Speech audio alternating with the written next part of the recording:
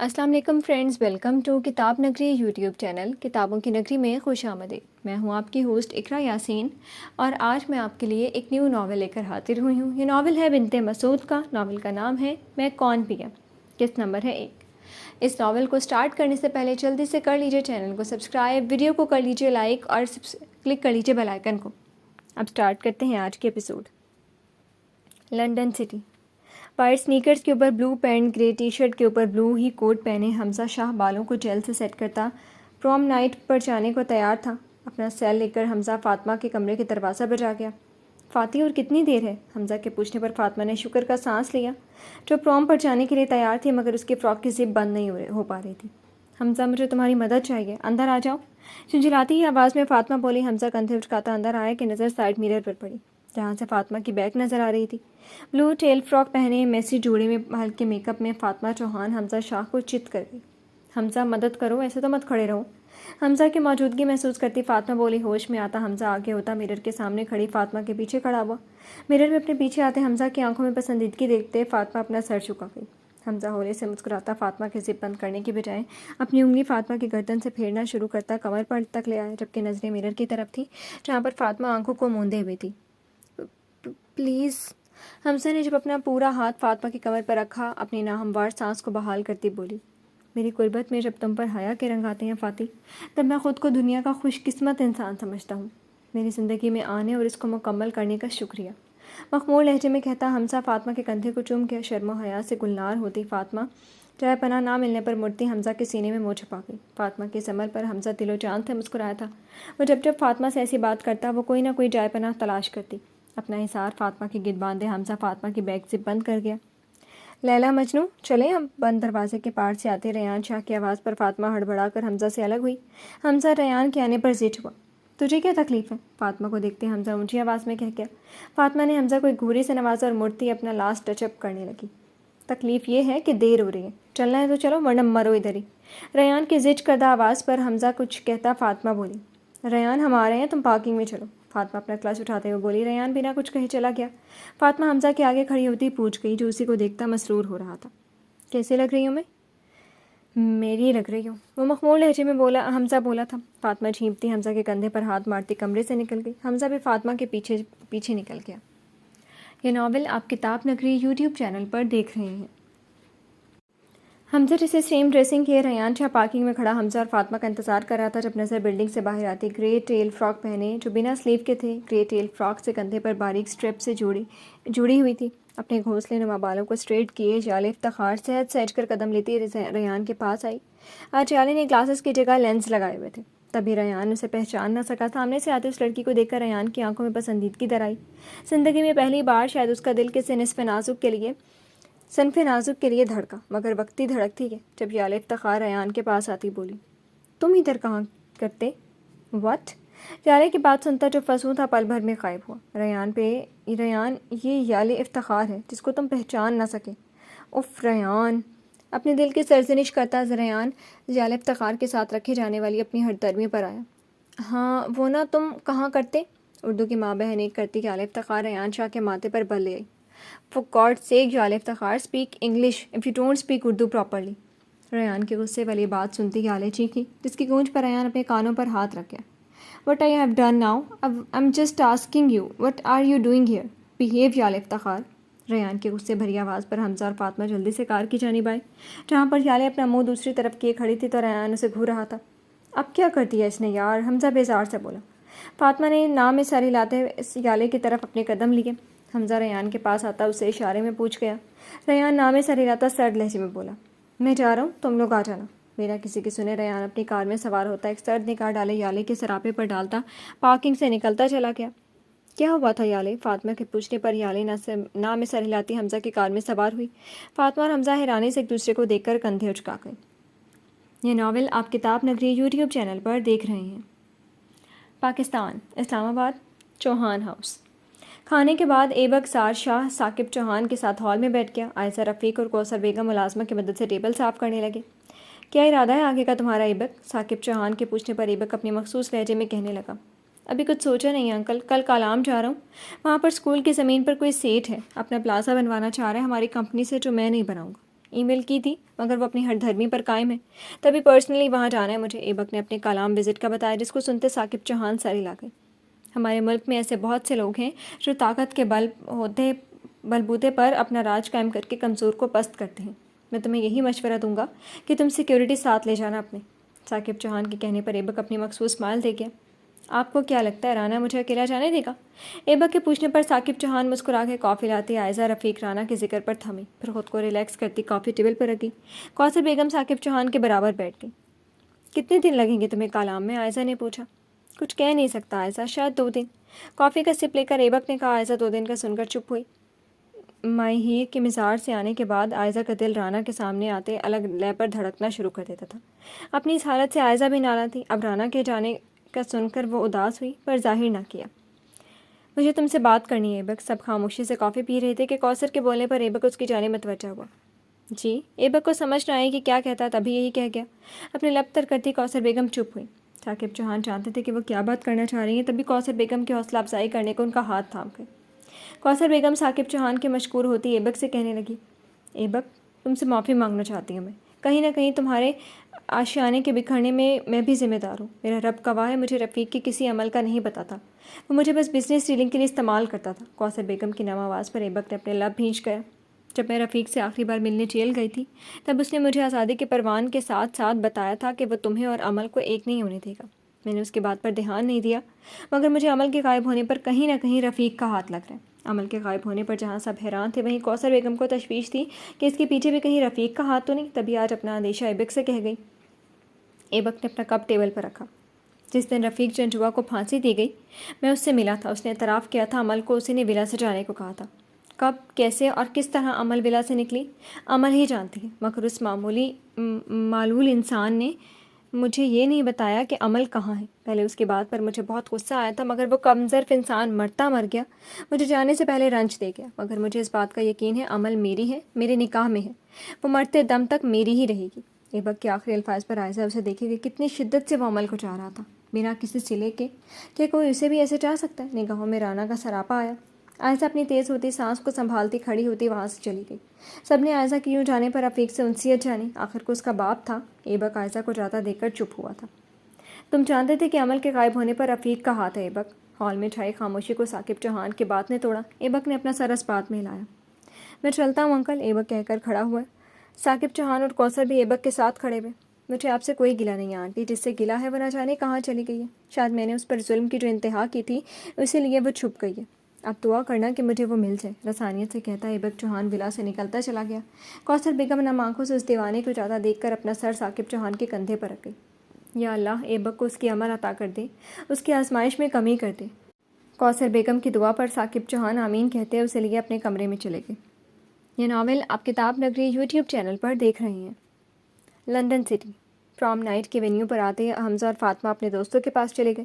یعنی ریان کی ڈانٹ سننے کے بعد بیدلی سے پرام پر آئی، ورنہ جتنا دل لگا کر وہ تیار ہوئی تھی اس بے مروت انسان نے ایک نگاہ تک نہ ڈالی اس پر.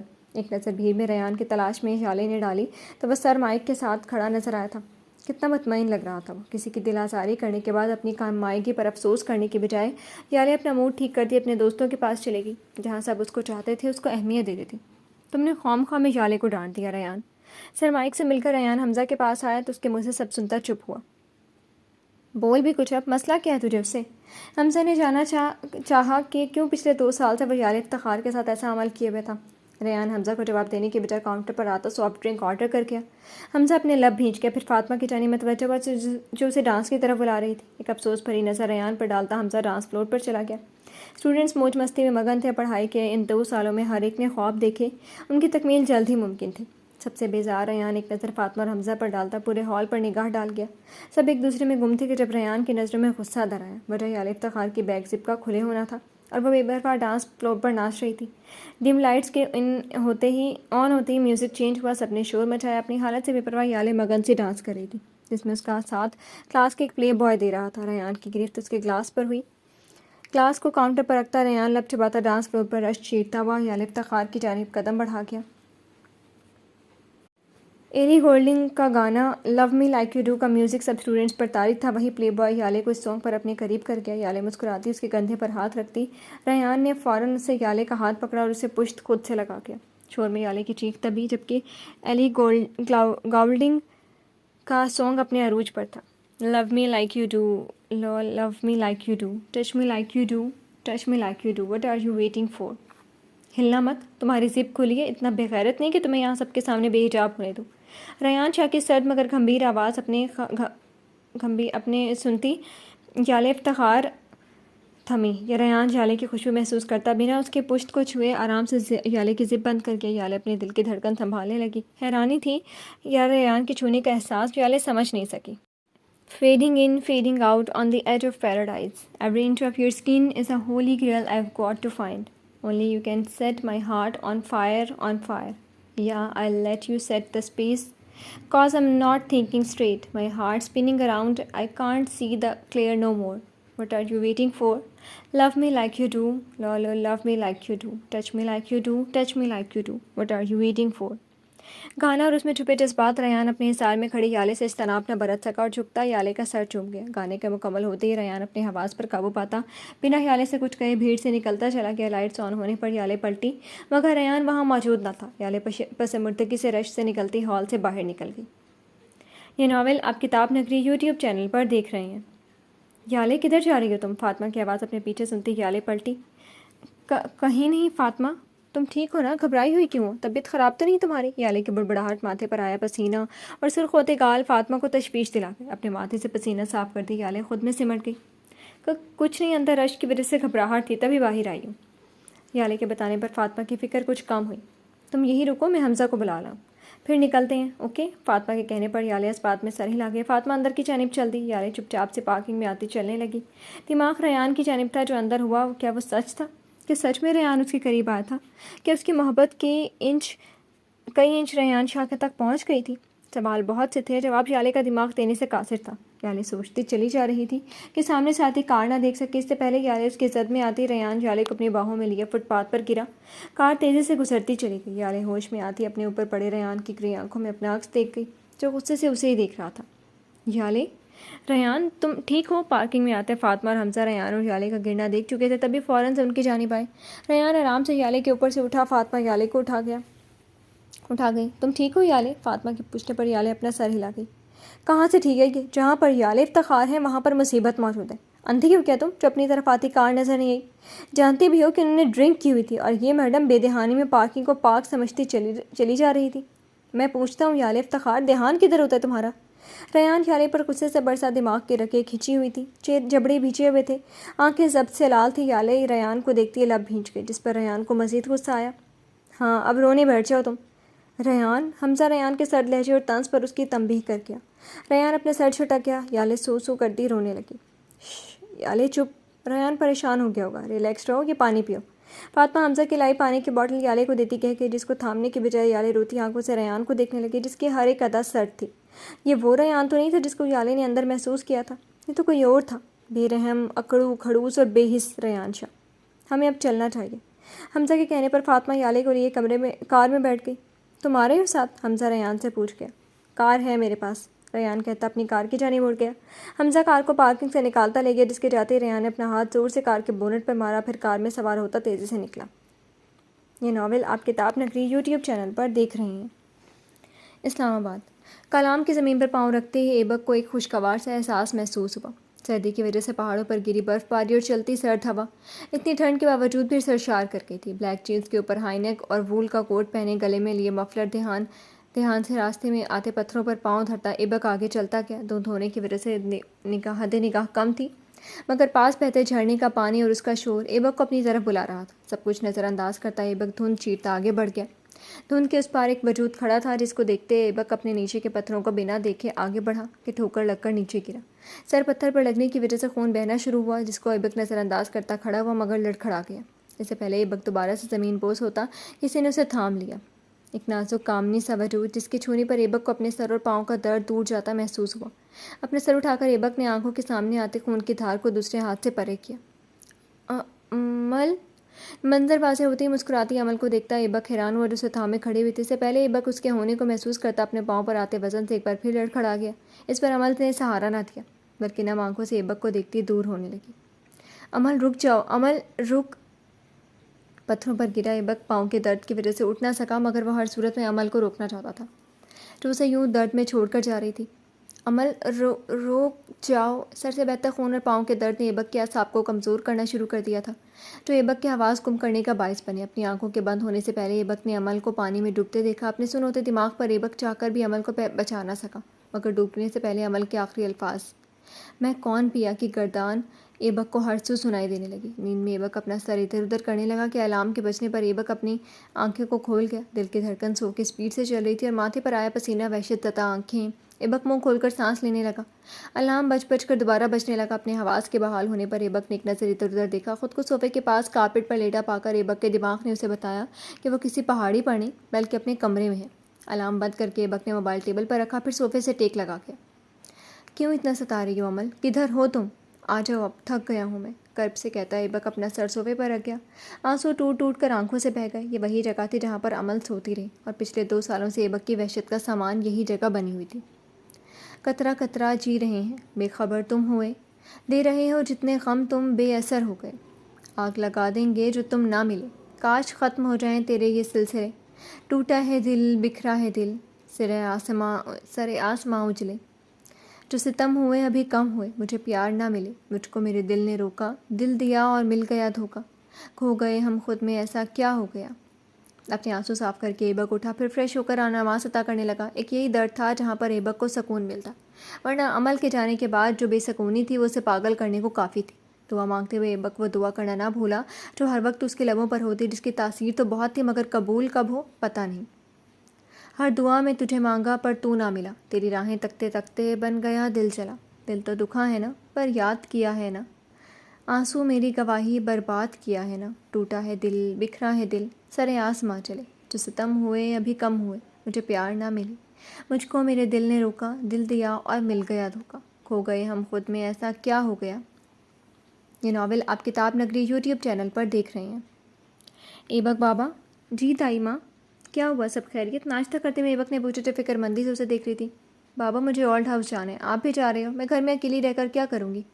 ٹھیک ہے دائی اماں، ایبک کہہ کر کال کی جانب متوجہ ہوا۔ دائی اماں چپ رہی۔ نیپکن سے منہ صاف کر کے ایبک نے کال بیک کی۔ کیسی ہو تم؟ سلام دعا کے بعد ایبک نے پوچھا۔ مختصر بات کر کے ایبک فون کٹ کر گیا۔ دائی اماں، حمزہ اور ایان واپس آ رہے ہیں جمعرات تک۔ دائی اماں خوشی سے نہال ہوتی مسکراتی۔ میرے گھر کی رونق واپس آ رہی ہے، مجھے بہت خوشی ہے، بہت سے کام کرنے ہیں ابھی۔ دائی اماں کے لبوں لہجے میں خوشی یہاں تھی۔ ایبک سر ہلاتا اپنا موبائل لے کر کھڑا ہوا تھا۔ تم ادھر؟ خیریت؟ عائزہ کو آتا دیکھ کر ایبک نے تشویش سے پوچھا۔ تم جا رہے تھے، سوچا مل لوں، واپس آنے میں ٹائم لگتا ہے، رسانی سے کہہ کر عائزہ اپنے بیگ ٹیبل پر رکھتی ادھر ادھر دیکھنے لگی، جس کو ایبک نے بھی محسوس کیا۔ پھر سر چڑک کر دائی اماں سے مخاطب ہوا۔ دائی اماں، عائزہ کے لیے کچھ کھانے کو لائیں؟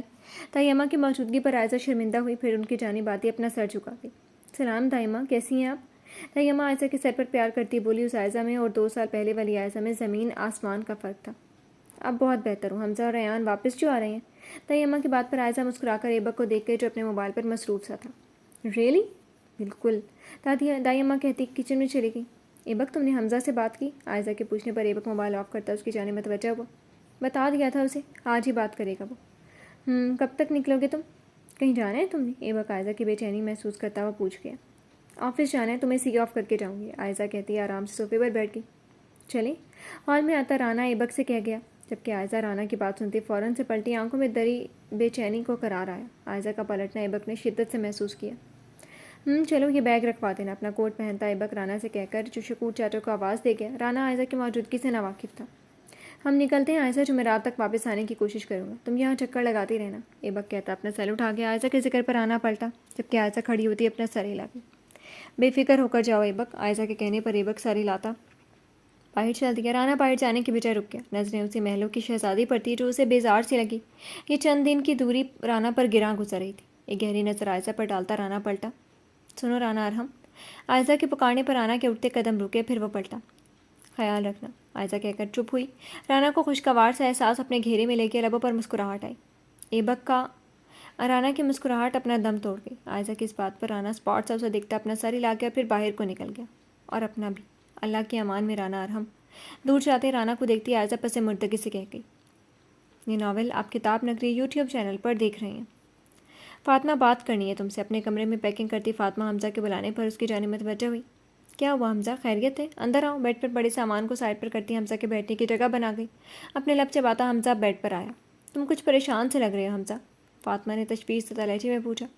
ادھر آؤ، بیٹھو، تم، مجھے بات کرنی ہے تم سے، اپنا ہاتھ آگے کرتے حمزہ نے فاطمہ سے کہا، جس پر فاطمہ اپنا ہاتھ دھرتی حمزہ کے برابر آ گئی۔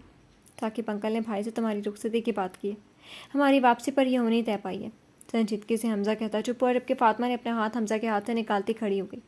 عمل کی بنا میں رخصتی نہیں کروں گی، یہ میرا آخری فیصلہ ہے، پاپا سے میں خود بات کروں گی۔ فاطمہ کی بات پر حمزہ کھڑا ہوا۔ میں تمہارے فیصلے کا احترام کرتا ہوں فاطمہ، پر انکل کے آگے میں کھڑا نہیں ہو سکتا، انہوں نے بہت مان سے بھائی سے کہا ہے، میں بے بس ہوں فاطمہ۔ حمزہ کے لہجے میں بے بسی تھی۔ حمزہ تم بے بس ہو، میں نہیں، جب میں راضی نہیں تو پاپا کیسے کہہ سکتے ہیں؟ سوری ٹو سے حمزہ، میں عمل کے بنا کچھ نہیں کروں گی، میری خوشیوں کی ضمانت اس سے جڑی ہیں، اسے ڈھونڈو حمزہ۔ فاطمہ پلٹتی حمزہ کو گریبان سے تھام گئی، نم آنکھوں سے حمزہ سے التجا کر گئی۔